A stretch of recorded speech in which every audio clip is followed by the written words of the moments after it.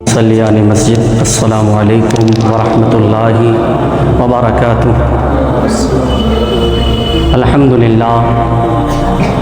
الحمدللہ وکفا وسلام علی عبادہ الذین اصطفیٰ، اما بعد فاعوذ باللہ من الشیطان الرجیم، بسم اللہ الرحمن الرحیم۔ اقیموا الصلاۃ وآتوا الزکاۃ۔ صدق اللہ مولانا العظیم وبلغنا رسولہ النبی الامین الکریم، ونحن علی ذلک لمن الشاہدین والشاکرین والحمد للہ رب العالمین۔ آئیے عقیدت اور محبت کے ساتھ سب سے پہلے بارگاہ رسالت مآب صلی اللہ تعالیٰ علیہ وسلم میں درود پاک کا ہدیہ پیش کریں۔ پڑھیے بآواز بلند، اللہم صلی علی سیدنا شفیعنا نبینا طبیبنا حبیبنا مولانا محمد بارک وسلم، صلو علیہ صلاۃ و سلام علیک یا رسول اللہ، صلاۃ و سلام علیک یا حبیب اللہ صلی اللہ تعالی علیہ وسلم۔ اللہ تبارک و تعالی کا بے پناہ شکر و احسان ہے کہ اللہ تبارک و تعالی نے ہم سب کو یہ مبارک مہینہ عطا کیا۔ اس کے بعد بے فضلہ تعالی ہم سب نے حتی الامکان اس مبارک مہینے کا استقبال، نماز پنجگانہ کی پابندی، نماز تراویح کی ادائیگی اور اس کے ساتھ ساتھ روزے جیسے انمول عبادات سے بھرپور کامیابی و کامرانی حاصل کی۔ اس کے بعد یکے بعد دیگرے جمعہ گزرتا گیا اور یہ مبارک مہینہ بھی ہم سب کے درمیان سے دھیرے دھیرے ایک دن، 2 دن، 3 دن، 4 دن کر کے ہم سبوں کے درمیان سے گزرتا گیا، اور آج ہم سب اس مبارک مہینے کے چوتھے جمعے میں موجود ہیں، اور اسی جمعہ کو جمعۃ الوداع کہا جاتا ہے۔ اور آج ہم سب یہاں الوداع کی جمعہ یعنی جمعہ کی نماز، جمعۃ الوداع کی نماز ادا کرنے کے لیے مسجد میں حاضر ہوئے ہیں۔ ایک طرف سے تو غم کا معاملہ ہے، دل رنجیدہ ہے، بہت افسوس ہو رہا ہے، اور مایوسی کے عالم میں یہ کہنا پڑ رہا ہے کہ جمعۃ الوداع یعنی رخصتی والا جمعہ، یعنی آخری جمعہ، اس مبارک مہینے کا یہ آخری جمعہ، کہ یہ مہینہ رخصت ہو رہا ہے اور یہ بتا رہا ہے کہ یہ جمعۃ الوداع یہ آخری جمعہ ہے۔ تو ہمارے لیے تو یہ افسوس ہے، کیونکہ رمضان المبارک کا مہینہ جیسے ہی آتا ہے یقیناً مسلمانان اسلام کے چہرے پر ایک الگ ہی رونق نظر آتی ہے۔ نہ چاہتے ہوئے بھی سر پر ٹوپیاں انسان کے ہو ہی جاتی ہیں، نہ چاہتے ہوئے بھی وہ مسجد میں پہنچ ہی جاتے ہیں، اور اگر وہ 5 وقت کی نماز نہ پڑھیں اور اس کے ساتھ ساتھ تراویح نہ ادا کریں، روزے نہ رکھیں، پھر بھی وہ کوشش کر کے اس مہینے میں جمعہ کی نماز میں ضرور حاضر ہو جاتا ہے۔ اس مہینے کی خاصیت یہی ہے کہ اس مہینے میں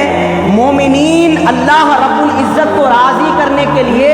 جتنا کوشش کر سکتا ہے وہ ضرور کوشش کرتا ہے، لیکن یہ مہینہ بھی ہم سب کے درمیان سے رخصت ہو رہا ہے۔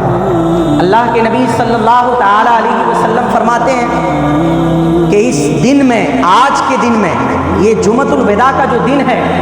اس دن کی فضیلت یہ ہے کہ آج کے دن آسمانوں سے فرشتوں کو زمین پر اتارا جاتا ہے، اور اس کے بعد وہ فرشتے روئے زمین پر آنے کے بعد جتنے روزے دار ہیں، جتنے مومنین ہیں، جنہوں نے اپنے رب کو راضی کرنے کی کوشش کی، جنہوں نے ذکر و اذکار کیے، اوراد و وظائف پڑھے، پورے مہینے اللہ اور اس کے رسول کی فرما برداری اور اطاعت کی، رب قدیر فرماتا ہے یہ فرشتے ان سے مصافحہ کرتے ہیں۔ اللہ اللہ، یہ فرشتے ان کے ساتھ मुसाफहा करते हैं और मुसाफहा करने के साथ साथ उनके लिए मग़फ़िरत की दुआएं करते हैं कि ऐ परवरदिगार आलम, रमज़ान मुबारक का महीना आया और उस महीने के शुरुआत से लेकर के इसके इख्तिताम तक ये अब तक तेरी बारगाह में कभी रहमत तलब किया, कभी मग़फ़िरत तलब किया, कभी नमाजें पढ़ी, कभी रोज़े रखे, कभी इबादत और रियाज़त की, औराद व वज़ाइफ पढ़े और उसके बाद तुझे राज़ी करने की कोशिश की। ऐ परवरदिगार आलम, आज हम सब तमाम रोज़ेदारों के तरफ से तेरी बारगाह में इल्तिजा पेश करते हैं कि मौला इसे जहन्नम से आज़ादी नसीब अता फरमा, जहन्नम से छुटकारा नसीब अता फरमा। अंदाज़ा करें कि जिस मुसलमान के लिए, जिस मोमिन के लिए, जिस अल्लाह के बंदे के लिए रुए ज़मीन पर फरिश्तों को मग़फ़िरत की दुआ के लिए उतारा जाता हो, उस मोमिन का मकाम व मर्तबा कितना ऊंचा होगा और वो रब कितना रहीम है जो 70 माओं से ज़्यादा प्यार करके वो फरिश्तों को ज़मीन पर उतारता है और तमाम मोमिनीन को कहता है, ऐ लोगो, ऐ मेरे बंदो, तुम जिस हाल में भी रहो, अगर तुमने कोशिश की मुझे राज़ी करने की, अगर तुमने कोशिश की मुझे मनाने की, तो यकीनन हम तुम्हें माफ़ करने पर कादिर हैं। अब बंदे नाचीज़ आज के दिन में भी अगर हाहा ठीठी और एक जो है गम का मामला न करे कि ये महीना हमारे दरमियान से रुखसत हो रहा है और उसके साथ साथ हंसी खुशी और उसके साथ मुस्कुराहट के मामलात और जिस तरीक़े से वो दुनियावी मामलात में उलझा हुआ था उसी में उलझ कर रह जाए तो उसकी ज़िंदगी से रमज़ान मुबारक के लिए कोई नतीजा नहीं निकल पाता है। इसलिए कि ये आज का जुमा ये बताता है कि ये जो मुबारक महीना था जो हमारे लिए मेहमान बनकर आया, हमारी मग़फ़िरत, हमारी रहमत और उसके साथ साथ हमें जहन्नम से आज़ादी दिलाने के लिए हमारे लिए तशरीफ़ लाया, अब ये महीना रुखसत हो रहा है और उसके बाद फिर इस महीने में हम अपने रब को राज़ी नहीं कर पा रहे हैं, इस महीने में अपने रब की तरफ रुजू नहीं कर पा रहे हैं, तो यकीनन मेरा रब मुझसे राज़ी नहीं होगा। अगर हम अभी भी इस मुबारक महीने में और आज के इस जुमा में हाजिर हैं तो ये इस बात की दलील है कि हम अल्लाह के बंदे हैं। ये बता रहे हैं, हम बता रहे हैं कि हम ईमान वाले हैं, हम ये भी बता रहे हैं कि हम अल्लाह और उसके रसूल को राज़ी करने की कोशिश करते हैं, हम ये भी बता रहे हैं कि हम हत्तल इम्कान कोशिश करते हैं कि रब्बे कदीर मुझसे राज़ी हो जाए, रब्बे कदीर मेरी चंद इबादतों को, थोड़ी इबादतों को अपनी बारगाह में कबूलियत का दर्जा अता फरमा ले। मेरे अजीज़ों, समझना ये है कि आज के जुमे में दो इम्पोर्टेंट चीज़ और आज की गुफ्तगू का ये दो इम्पोर्टेंट चीज़ आपको सुनना है। सबसे पहला तो ज़कात का मामला है और दूसरा सदक़े फ़ित्र का। ये दोनों ही हमारे ऊपर वाजिब हैं, फ़र्ज़ हैं और लाजिम व ज़रूरी है। अब हमारे ऊपर से मुराद ये है कि तमाम मोमिनीन इसमें शामिल नहीं होते, इसलिए कि शरीयत मुताहरा ने ये क़ैद और ये पाबंदी लगाई है कि जो मालिक निसाब साहिब हैसियत है उसी पर ज़कात फ़र्ज़ होगा, उसी पर सदक़े फ़ित्र वाजिब होगा। हर किसी पर सदक़े फ़ित्र वाजिब नहीं है, हर किसी पर ज़कात फ़र्ज़ नहीं है।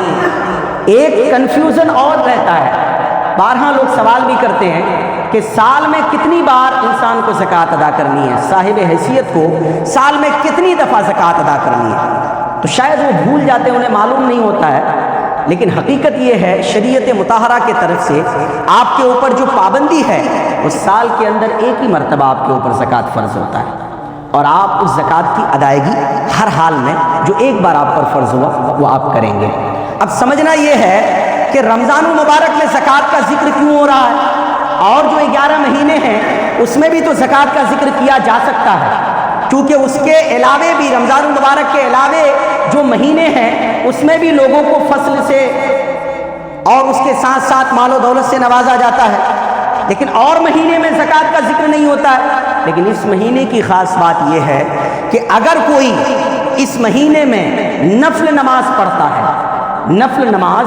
अगर कोई पढ़ता है जिसको पढ़ने से सवाब मिलेगा, नहीं पढ़ने से कोई गुनाह नहीं है, तो अगर कोई नफल नमाज पढ़े तो इस महीने की खासियत ये है कि अगर कोई नफल नमाज अदा करेगा तो उसे फ़र्ज़ के बराबर का सवाब अता किया जाएगा। किसके बराबर? फ़र्ज़ के बराबर। और उसके बाद दूसरी हदीस मुबारका के मुताबिक اس کے اکارڈنگ یہ ہے کہ اگر کوئی اس مہینے میں 1 روپیے اللہ کی بارگاہ میں خرچ کرتا ہے، نیک نیتی کے ساتھ، خلوص و للہیت کے ساتھ، نہ دکھاوا ہو نہ نام و نہاد کے لیے ہو، صرف اور صرف اللہ اور اس کے رسول کو راضی کرنے کے لیے ہو، تو اگر کوئی 1 روپیہ خرچ کرتا ہے اللہ کی راہ میں، تو فرمایا گیا کہ اگر وہ اس مبارک مہینے میں 1 روپے خرچ کیا تو اسے 70 گنا بڑھا کر کے ثواب عطا کیا جاتا ہے۔ تو یہ انعام ہے۔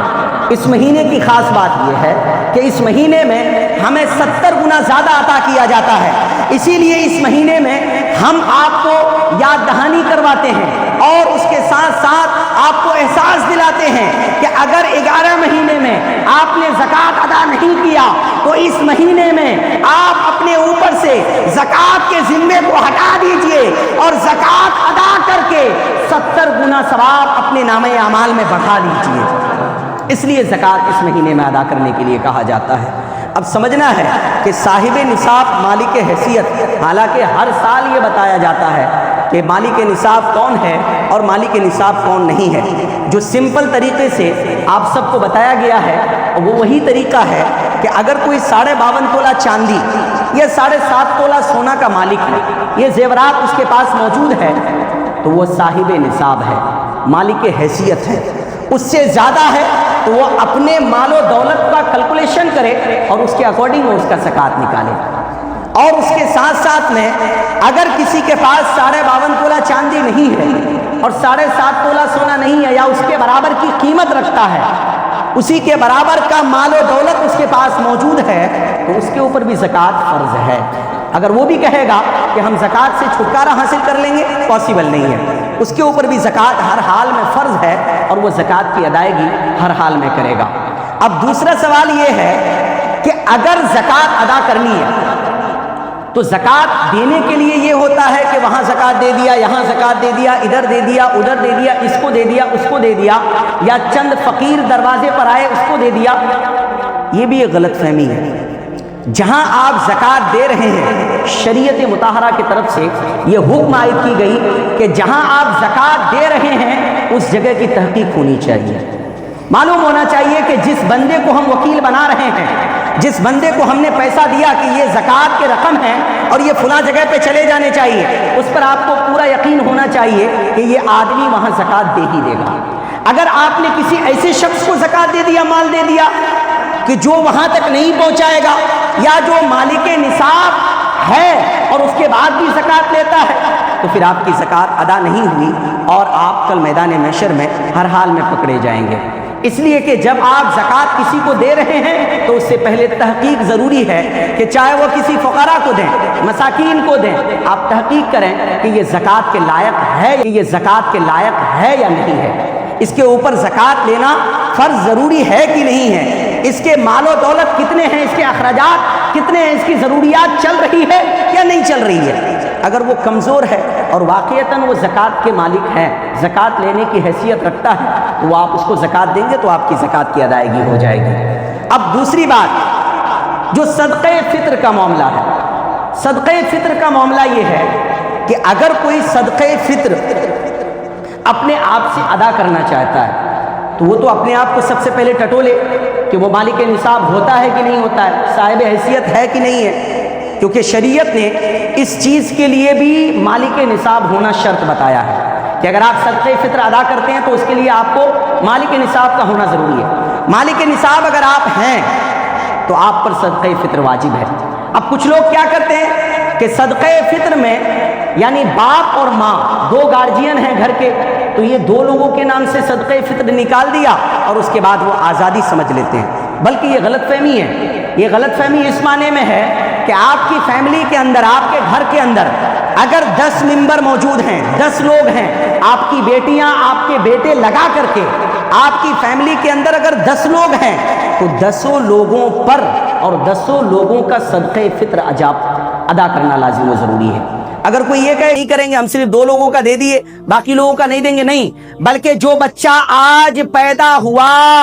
اس بچے پر بھی صدقہ فطر واجب ہو گیا۔ تو اب آپ سمجھ لیجئے کہ اگر آپ کی بیٹیاں، آپ کے بیٹے چاہے وہ 20 سال کے ہوں یا 22 کے ہوں یا 18 کے ہوں یا 14 کے ہوں، उस पर भी ज़कात सदक़े फ़ित्र वाजिब है, उसके नाम पर भी आपको सदक़े फ़ित्र अदा करना लाजिम व ज़रूरी है। इसलिए आप इस मुबारक महीने में इस बात को भी जहन में रख लें कि अगर ईद उल फित्र की नमाज से पहले सदक़े फ़ित्र को आपने अदा नहीं किया तो फिर हदीस मुबारक का टुकड़ा ये है कि जो बंदे मोमिन ईद उल फित्र की नमाज से पहले सदक़े फ़ित्र अदा नहीं करेगा, उसके रोजे को जमीन और आसमान के दरमियान मुअल्लक रखा जाएगा। यानी उसके रोजे, उसकी नमाजें, उसके इबादत जो है ये जमीन और आसमान के दरमियान लटके हुए रहेंगे अगर आपने सदक़े फ़ित्र अदा नहीं किया। अब समझना है कि सदक़े फ़ित्र कितना हमारे ऊपर वाजिब है, कितना हमको देना है, क्योंकि कोई 40 अदा कर रहा है, कोई 50 अदा कर रहा है, कोई 20 भी दे रहा है और 20 देने के बाद कह रहा है हमने अदा कर दिया, हमने दे दिया, हमने 5 फकीर को 20-20 के हिसाब से दे दिया, तो ये कैलकुलेशन गलत है। बल्कि शरीयत के अकॉर्डिंग जो कैलकुलेशन आया है और जितना आपको अदा करना है, एक मिंबर पर जितना सदक़े फ़ित्र बताया गया है वो एक मिंबर पर 65 रुपए करके आपको अदा करना है। 65 रुपए आपको सदक़े फ़ित्र अदा करना है। अगर आपसे हो सके तो आप 70 भी अदा कर सकते हैं, आप 100 भी अदा कर सकते हैं, आप 500 भी दे सकते हैं, कोई 5000 भी निकाल सकता है, कोई 10,000 भी निकाल सकता है। लेकिन हकीकत ये है कि जो जितना निकालेगा वो सवाब के मुस्तहिक होगा। लेकिन ये जो आपके ऊपर शरीयत का कैद है कि 65 रुपया फिल वक्त फी जमाना आपके ऊपर जो वाजिब बताया गया, ये 65 रुपया आपको हर हाल में अदा करना होगा। उससे ज्यादा अगर आपको अदा करनी है तो वो आपके लिए खुशी की बात है, आप नामे अमाल में नेकियों का इजाफा कर रहे हैं। तो रब्बे कदीर ने अगर हमें और आपको ये मौका अता किया है और ये जिंदगी हमें नसीब की है और ये महीना हम सबको अता किया है, तो ज़कात न देने वालों के बारे में ये बताया गया कि सालबा की हकीकत तो जानते हैं कि सालबा की हकीकत क्या है। सालबा एक ऐसा सहाबी है कि हुजूर की बारगाह में पहुंचा, पहुंचने के बाद शॉर्टकट में इसको बता रहा हूं मुख्तसर में, क्योंकि वक्त तो होने चला है। अलविदा की नमाज है, हो सकता है कुछ लोग दौड़ रहे होंगे, कुछ लोग नहा रहे होंगे, कुछ लोग खेत से आ रहे होंगे, 5 मिनट लेट करना भी जरूरी है। हकीकत यह है कि सालबा एक ऐसे सहाबी का नाम है कि वो हुजूर की बारगाह में पहुंचे, पहुंचने के बाद अर्ज किए, या रसूलल्लाह मेरे हक में दुआ कीजिए कि मैं मालदार हो जाऊं। दुआ मांगी गई, हुजूर ने कहा सुनो सालबा, ज्यादा माल से कम माल बेहतर है, इसीलिए ज्यादा माल की तरफ दिमाग ना लगाओ। ज्यादा माल हासिल कर लोगे तो नमाजें तुम्हारी कम हो जाएंगी, इबादतें कम हो जाएंगी। सालबा बार बार कहता रहा, नहीं या रसूलल्लाह हमें मालदार बनना है, गनी बनना है, मेरे लिए दुआ की जाए, मेरे लिए दुआ की जाए, मेरे हक में दुआ मांगी जाए। हुजूर पाक सल्लल्लाहु अलैहि वसल्लम ने फरमाया, जा मैंने तेरे हक में दुआ मांग दी। चंद महीने के अंदर सालबा इतना अमीर हुआ, इतना अमीर हुआ, इतना अमीर हुआ कि हजारों बकरियां उसके नसीब हो गई। हजारों बकरियां उनके पास होने के बाद वो जिस शहर में जिस जगह पे रहता था उस जगह को छोड़ दिया। छोड़ने के बाद वहां से हिजरत करके एक जंगल में जाकर के अपना जगह बनाया, अपना घर बनाया और वहां अपनी बकरियों का पालन और पोषण करने लगा। और सालबा ने देखा कि अब तो हमारे पास माल बेशुमार हो गए, तो अब तो हमें क्या करना है, अब तो हम अमीर हो चुके हैं। सालबा गया और जाने के बाद जंगल में घर बनाया, उसके कारोबार में इतनी तरक्की हुई और अमीर होता चला गया। हुजूर पाक सल्लल्लाहु अलैहि वसल्लम ने अपने गुलामों को बुलाया और बुलाने के बाद कहा कि जाओ इस साल का ज़कात उसूल करके लेके आओ, इस साल का ज़कात उसूल करके लेके आओ। सालबा के पास जब सहाबा किराम पहुंचे ज़कात मांगने के लिए, तो सालबा ने जवाब दिया कि ये टैक्स के पैसे हैं। किसके पैसे हैं? टैक्स के पैसे हैं, ये हम नहीं देंगे। बाकी तुम लेने के लिए आए हो तो मैं इसके बारे में सोचूंगा, जब आओगे तो तब देखा जाएगा, सोच करके मैं देखूंगा क्या होता है, बाद में बताऊंगा, अभी क्लियर नहीं करूंगा, अभी कुछ भी नहीं दे सकूंगा। इनकार कर गया। और उसके बाद हुजूर पाक सल्लल्लाहु अलैहि वसल्लम की बारगाह में वो सहाबी पलटे और पलटने के बाद कहा, या रसूलल्लाह सालबा के पास आपने ज़कात उसूल करने के लिए भेजा था, सालबा ने ऐसा ऐसा जवाब दिया। तो हुजूर ने फरमाया, अरे मेरे सहाबियों, मैंने तो उसके इम्तिहान के लिए उसके पास तुम्हें भेजा था, इसलिए कि जैसे ही उसकी बकरियों में इजाफा हुआ, उसके पास मालो दौलत पड़े, उससे पहले वो 5 वक्त की नमाज पढ़ता था, और जब बकरियों में इजाफा हुआ 5 वक्त की नमाज से जानते हो कितनी नमाज पढ़ता है? सिर्फ और सिर्फ जोहर और असर पढ़ता है, बाकी नमाजें उसकी गायब हो गई, बाकी नमाजें उसकी गायब हो गई। तो जो 5 वक्त की नमाज में 3 वक्त की नमाज को अपने मालो दौलत की वजह से खो सकता है, वो तुम्हें क्या खाक ज़कात देगा? मैं तो इम्तिहान के लिए भेजा था कि वो कामयाब हो जाए। सहाबा पलटे और पलटने के बाद हुजूर की बारगाह में पहुंचे, تو پہنچنے کے بعد حضور نے جب ایسی بات کہی تو صحابہ نے کہا یا رسول اللہ اب حکم فرمائے دوبارہ اس کے پاس جانا ہے یا نہیں جانا ہے؟ تو حضور نے کہا اب دوبارہ اس کے پاس جانے کی ضرورت نہیں ہے، دوبارہ اس کے پاس جانے کی ضرورت نہیں ہے۔ ٹھیک ہے، دوبارہ نہیں جائیں گے۔ سالبہ کی حقیقت یہ ہوئی کہ لاسٹ ٹائم میں اسے احساس ہوا کہ ہمیں کچھ مال دے دینا چاہیے۔ جب حضور کا آخری وقت آیا، سالوں بیت گئے، جب حضور کا آخری وقت آیا، جب حضور کا آخری لمحہ آیا، تب سالبہ کچھ مال لے کر کے پہنچا، اور پہنچنے کے بعد کہا یہ زکوٰۃ کے چند مال ہیں، تھوڑے ہمارے پاس تھے جو ہم دینے کے لیے آئے ہوئے، اسے قبول کیجئے۔ حضور نے کہا جب تو ایک بار انکار کر گیا تو اب تیرا مال بارگاہ خدا بندی میں مقبول نہیں ہے، اس لیے یہ چند مال کو لے لو، اپنے زکوٰۃ کے رقم کو لے لو اور لے کر کے واپس پلٹ جاؤ۔ حضور نے اس کی زکوٰۃ کو قبول نہیں کی۔ حضور دنیا فانی سے رخصت ہوئے۔ آپ کے وصال پرملال کے بعد حضرت ابوبکر صدیق رضی اللہ تعالی عنہ خلیفہ بنتے ہیں۔ تو سالبہ نے چاہا کہ حضور نے تو میری زکوٰۃ قبول نہیں کی، اب ہم اپنا زکوٰۃ جو ہے حضرت ابوبکر صدیق کو دے دیتے ہیں، کیونکہ خلیفہ تو یہی ہیں، زکوٰۃ یہی وصول کرتے ہیں، تو ہم انہی کو دے دیتے ہیں۔ دوڑتے ہوئے آیا اور آنے کے بعد ابوبکر صدیق کی بارگاہ میں آنے کے بعد کہنے لگا میں زکوٰۃ ادا کرنا چاہتا ہوں، زکوٰۃ کو قبول کیا جائے۔ کہا کہ تم جس زکوٰۃ کو لے کر کے آئے ہو اس زکوٰۃ کو میرے نبی نے قبول نہیں کیا، تو جس کے زکوٰۃ کو میرے نبی نے قبول نہیں کیا اس کے زکوٰۃ کو ابوبکر کیسے قبول کر سکتا ہے؟ اور اس کے بعد بھی حقیقت یہ ہے کہ جتنا مال تم لے کر کے آئے ہو، تمہارے پاس جتنے مال و دولت ہیں، اس کیلکولیشن کے حساب سے تمہارا 50% مال زکوٰۃ میں چلا جاتا ہے، اور یہ تھوڑے مال لا کر کے ہم کو لبھاؤ مت، اس لیے تمہاری زکوٰۃ میری بارگاہ میں بھی قبول نہیں ہے۔ اندازہ کریں، غور کیجئے گا، اس لیے کہ آج کا زمانہ اور سالبہ کی حقیقت، اس کی زندگی سے آج کے زمانے میں بھی لوگوں کی وابستگی ہے، کیونکہ آج کے زمانے میں بھی لوگوں کی کیفیت یہی بن چکی ہے۔ مال و دولت ہونے کے بعد سب سے پہلے تو نمازیں چلی گئی، نمازیں جانے کے بعد جب مال و دولت ہوا تو انہوں نے کہا کہ ہم اپنے اکارڈنگ زکوٰۃ ادا کریں گے، جب میرا من چاہے گا تب زکوٰۃ ادا کریں گے، ابھی میرے پاس دولت نہیں ہے، دوسرا والا پیمنٹ آئے گا، تیسرا والا آئے گا یا چوتھا والا آئے گا تب ادا کر دیں گے۔ یہ زکوٰۃ وہ بارہا مطلب اس کو ٹالنے کی کوشش کرتا ہے، کیونکہ اس کے بینک بیلنس میں سے کمی آتی ہے، اس کے اکاؤنٹ خالی ہو رہے ہیں، اگر 50,000 ہے تو 50 میں سے اگر 10,000 بھی نکل جا رہے ہیں تو فوراً پریشان ہو جا رہا ہے کہ 50 میں سے 10 نکلے گا، وہ کھاکا ہو جائے گا، کھوکھلا ہو جائے گا، پیسہ 10 نکالنا نہیں چاہتا۔ یہ سچویشن آج کے زمانے کی ہے، اور آج لوگ اگر زکوٰۃ ادا کر رہے ہیں تو مدارس اسلامیہ میں دے رہے ہیں، غربا اور مساکین کو دے رہے ہیں، لیکن دینے سے پہلے وہ اس چیز کی حقیقت سے وابستگی نہیں حاصل کرتے، وہ معلوم نہیں کرتے ہیں کہ کیا ہے، کہاں دے رہے ہیں، کس جگہ پہ دے رہے ہیں، کیونکہ کل اس کے بارے میں بھی پوچھا جائے گا۔ کیونکہ اگر آپ نے مثال کے طور پہ ہمیں 10 روپیہ دیا، آپ نے ہمیں وکیل بنایا کہ یہ 10 روپے زکوٰۃ ہم مدرسے کے نام پر حضرت کو دے رہے ہیں، آپ نے ہمیں دے دیا اور دینے کے بعد ہم نے اس کو جگہ پر نہیں پہنچایا تو مجرم، گنہگار، سب سے بڑے گنہگار۔ کیوں؟ کیونکہ آپ کا پیسہ تو جگہ پر گیا ہی نہیں۔ عمر فاروق کے دور میں بھی اس کی زکوٰۃ قبول نہیں کی گئی۔ اب آیا کہاں؟ حضرت عثمان غنی کا دور آیا۔ عثمان غنی کے دور میں جب حضرت عثمان غنی کا دور آیا تو لاسٹ ٹائم میں سالبہ کا انتقال ہو گیا، سالبہ کا انتقال ہو گیا، نہ اس کی زکوٰۃ ادا ہوئی، نہ وہ مومن بن سکا، اس لیے کہ حضور سے دعا کر کے انہوں نے مال حاصل کیا تھا، کہا کہ مجھے غنی بننا ہے، مالدار بننا ہے، اور اس کے بعد پھر اس کے ساتھ الٹا سچویشن ہوا۔ آج کے زمانے میں بھی لوگ ایسا ہی کر رہے ہیں، اور وہ بنا تحقیق کیے ہوئے وہ اسی سچویشن کے اکارڈنگ جو آیا اس کو دے دیا۔ تو کل میدان محشر میں بھی اس کے بارے میں بھی پوچھا جائے گا کہ جہاں آپ دے رہے ہیں اس کی تحقیق بھی کر رہے ہیں کہ نہیں کر رہے ہیں، کیونکہ آپ کو معلوم ہونا چاہیے کہ اگر زکوٰۃ آپ ادا کر رہے ہیں تو جو مستحقین ہیں اس کو زکوٰۃ دینا ہے، ایسے ویسے جگہ پر زکوٰۃ نہیں دینا ہے۔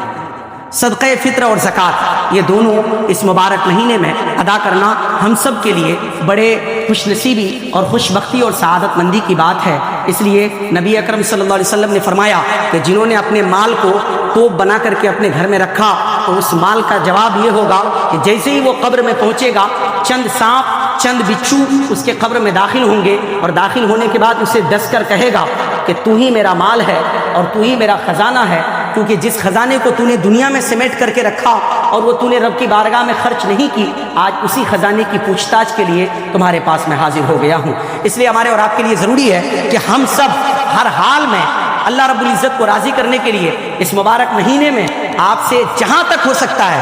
آپ زکوٰۃ اور فطرہ، جو صدقہ فطر ہے آپ کے اوپر جو واجب ہے، وہ آپ ہر حال میں ادا کریں، کیونکہ آپ کے لیے یہ لازم و ضروری ہے۔ اور دیکھ لیں کہ آپ اگر یہ پیسہ اگر آپ مان لیجئے جو آپ کے اوپر صدقہ فطر واجب ہے، اس کو اگر وقت پر آپ نے ادا نہیں کیا تو یقیناً آپ کے روزے زمین اور آسمان کے درمیان لٹکے ہوئے رہ جائیں گے۔ اس لیے آپ کے لیے ضروری ہے کہ یہ صدقہ فطر ہر حال میں آپ نکال لیں۔ جس کے فیملی میں جتنے ممبر ہیں اس کے اکارڈنگ وہ کیلکولیشن کر لیں کہ 65 روپے کے حساب سے کتنا پیسہ بنتا ہے، وہ صحیح جگہ پر لے جا کر کے اپنا پیسہ آپ جمع کریں اور اس کی ادائیگی کریں، تاکہ رب تبارک و تعالی آپ کے اس مبارک مہینے کی عبادتوں کو اور اس کے ساتھ ساتھ میں اس مبارک مہینے کے روزے کو اپنی بارگاہ میں قبولیت کا درجہ عطا فرمائے۔ میرے ساتھ مل کر پڑھیے استغفر اللہ ربی من کل ذنب واتوب الیہ وآخر دعوانا ان الحمد للہ رب العالمین۔ السلام علیکم ورحمۃ اللہ وبرکاتہ۔